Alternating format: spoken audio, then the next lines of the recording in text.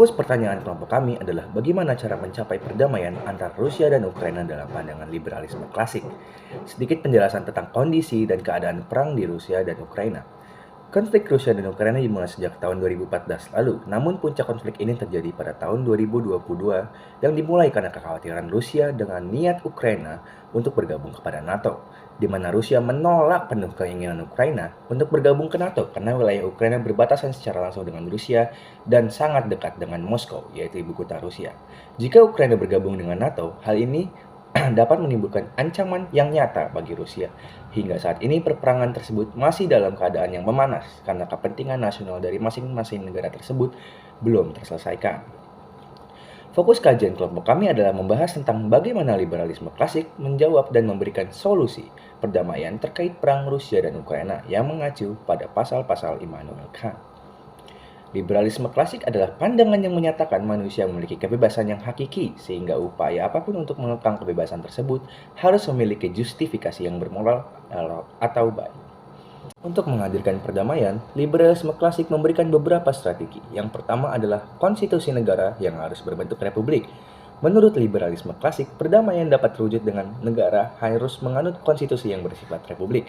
Konstitusi ini harus dijadikan dasar dari semua perundang-undangan hukum manusia, dan konstitusi ini harus dibangun berdasarkan prinsip freedom setiap individu atau anggotanya. Konstitusi Republik menjadikan keputusan rakyat sebagai hal yang penting, di mana rakyat berhak menentukan keputusan perlu atau tidaknya untuk berperang, atau sekedar memutuskan nasibnya sendiri. Sehingga hal ini dapat membuat pengambilan keputusan untuk berperang tidaklah mudah. Negara yang tidak menganut republik dan demokrasi akan dianggap jahat. Jika Rusia tidak melindungi hak asasi, hak moral, maka akan dianggap jahat. Menurut liberalisme klasik, negara tersebut harus diberi hukuman supaya mereka berubah. Liberalisme klasik itu tidak mentolerir tinggal atau hidup dengan setan, yang dimana menurut mereka setan tersebut perlu dimurnikan. Liberalisme klasik menyarankan perlunya penguatan demokrasi di Rusia maupun Ukraina. Jika Rusia tidak ingin melakukannya, maka Rusia akan dianggap sebagai musuh perdamaian jika dianggap dibenarkan untuk dilawan oleh komunitas internasional.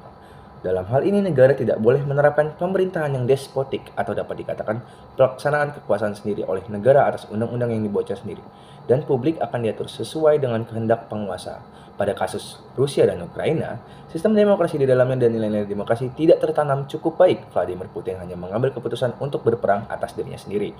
Dan pada faktanya, Rusia adalah negara yang seolah-olah berbentuk republik, namun secara praktiknya tetaplah suatu autokrasi seperti Irak yang dipimpin oleh Saddam Hussein, yang otoriter sehingga sering berperang seperti dengan Iran dan Kuwait, karena keputusan untuk berperang ditentukan oleh pemimpin itu sendiri dan tidak melalui parlemen dari negara tersebut. Nah, selanjutnya ada pembentukan liga-liga bangsa atau federasi antar bangsa. Sebelumnya, hadir suatu federasi yang mengikat, bangsa-bangsa sebagai negara terlihat seperti individu yang tidak ketergantungan dengan hukum luar. Mereka saling melukai, menyakiti, dan sering terjadinya perang. Untuk itu, liberalisme klasik menawarkan pembentukan suatu federasi yang menaungi negara-negara anggotanya. Liberalisme klasik beranggapan bahwa negara harus diikat atau dibawahi oleh sebuah konstitusi, karena di bawah konstitusi hak-hak negara dapat terjamin. Liberalisme klasik menawarkan perdamaian melalui pembentukan liga bangsa-bangsa atau negara tergabung dalam satu federasi antar bangsa dan dibawahi oleh suatu konstitusi yang harus dipatuhi oleh negara anggota. Negara-negara merdeka harus bersatu sehingga bisa dibentuknya sebuah federasi. Menurut liberalisme klasik, institusi perdamaian yang tepat adalah federasi antar bangsa. Nah, faktanya saat ini sudah ada organisasi yang menaungi negara Rusia dan Ukraina, yakni PBB. Menurut liberalisme klasik, peran PBB seharusnya mampu menciptakan moral yang sama di antara negara anggotanya, yakni menjaga perdamaian dan patuh terhadap hukum yang telah disepakati. Namun sejauh ini keterlibatan PBB hanya sebatas menaungi kepentingan nasional negara-negara yang ada di bawah naungannya dan bukan kepada perlindungan kemanusiaan. Nah, PBB hingga saat kini belum bisa menghadirkan perdamaian dan hanya perlindungan kemanusiaan hanya akan dicapai apabila menguntungkan negara anggotanya. Sehingga PBB seharusnya membuat konstitusi yang melindungi setiap negara anggotanya dan hukum yang harus dipatuhi. Selanjutnya, setiap negara harus menghargai hukum kosmopolitan atau solidaritas antar negara. Liberalisme klasik beranggapan bahwa setiap manusia memiliki hak ramah tamah untuk tidak diperlakukan secara bermusuhan ketika tiba di wilayah lain atau tiba di wilayah negara lain, selama manusia itu tidak mengganggu kedamaian pada wilayah tersebut. Imigran-imigran tersebut perlu diperlakukan secara baik dan adil. Dengan kata lain, orang-orang harus memiliki moral yang sama kepada seluruh manusia meskipun berbeda identitas dengan mereka. Faktanya, menurut sumber AS tentang imigrasi pada tahun 2023, militer Rusia telah memindahkan paksa hingga 1,6 juta pengungsi Ukraina ke wilayah Rusia pada September 2022. Menurut organisasi hak asasi manusia, banyak orang terpaksa meninggalkan kewarganegaraan Ukraina mereka.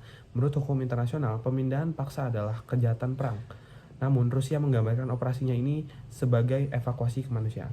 Selanjutnya, selain mengacu pada pasal utama, kami juga mengacu dengan pasal tambahan Immanuel Kant. Di antaranya, negara berdaulat terlepas negara itu besar atau kecil tidak dapat dikuasai dengan cara apapun, baik pewarisan, pertukaran, pembelian, dan pemberian. Kami percaya jika pasal ini dihadirkan untuk mengatasi perang, suatu negara dapat mengatasi dan menyelesaikan kepentingan negaranya tanpa campur tangan negara lain. Namun nyatanya, sejauh ini Rusia mengabaikan pasal ini. Dapat dilihat bahwa Rusia terus menyerang dan mengintervensi wilayah Ukraina. Argumen ini diperkuat dengan berita yang bersumber dari CNBC Internasional dengan judul "Penduduk diminta pergi, situasi di Ukraina semakin mencekam". Kami berpendapat jika Rusia menghentikan intervensi di wilayah Ukraina dan pasal tersebut dipatuhi oleh Rusia, ketegangan antar kedua negara dapat berkurang. Berikutnya, pengurangan atau penghapusan tentara tetap secara perlahan. Liberalisme klasik percaya bahwa perang dapat diredakan apabila suatu negara menghapus militer di suatu negara lain agar tidak terjadi kesalahpahaman. Dengan cara penghapusan tentara dapat membuat suatu negara merasa lebih aman. Namun faktanya, sampai saat ini Rusia masih menempatkan tentaranya dan belum selesai melakukan agresi di wilayah Ukraina. Pasal ini tidak efektif bagi Rusia karena semakin memanasnya konflik di wilayah Ukraina.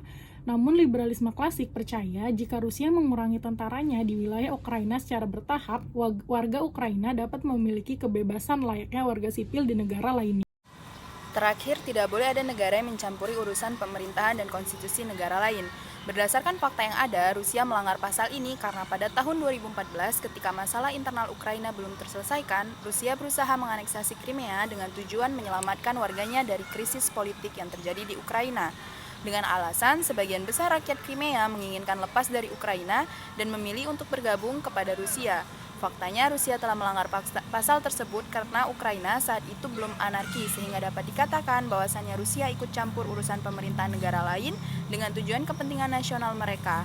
Kesimpulan, menurut kelompok kami, secara garis besar, teori liberalisme klasik yang dikemukakan oleh Immanuel Kant nyatanya tidak mampu untuk memberikan solusi atas konflik perang Rusia dan Ukraina. Menurut liberalisme klasik, perjanjian perdamaian harus dibuat secara terbuka dan adil. Faktanya telah ada perjanjian perdamaian, namun Rusia masih melanggar perjanjian tersebut, atau dapat dikatakan perjanjian tersebut tidak cukup kuat untuk menahan keinginan berperang. Adapun menurut liberalisme klasik, pertama, jika membahas penguatan negara yang berbentuk republik, nyatanya Ukraina yang berbentuk republik tetap dapat diintervensi oleh negara yang menganut sistem yang sama. Pengambilan keputusan perang tetap ditentukan oleh pemimpin negara atau dengan kata lain, masyarakat hanya dijadikan sebagai objek yang dikuasai. Kedua, menurut liberalisme klasik, perdamaian dapat diwujudkan dengan adanya organisasi internasional. Saat ini organisasi internasional sudah ada yakni PBB. Namun, faktanya PBB masih kurang bisa menjalankan fungsinya untuk menjaga perdamaian antara Rusia dan Ukraina. Seharusnya PBB bisa membentuk moral perdamaian pada negara-negara anggotanya. PBB masih bergantung pada negara anggotanya yang tergolong negara hegemon. Menurut liberalisme klasik, seharusnya PBB dapat membuat aturan yang dapat dipatuhi oleh semua negara anggotanya. Dengan ini, kelompok kami beranggapan bahwa berdasarkan cara yang diberikan oleh liberalisme klasik tidak mampu menyelesaikan masalah konflik ini. Hal ini dapat dilihat dari fakta-fakta yang telah terjadi meskipun cara yang ditunjukkan teori liberalisme klasik telah dilaksanakan.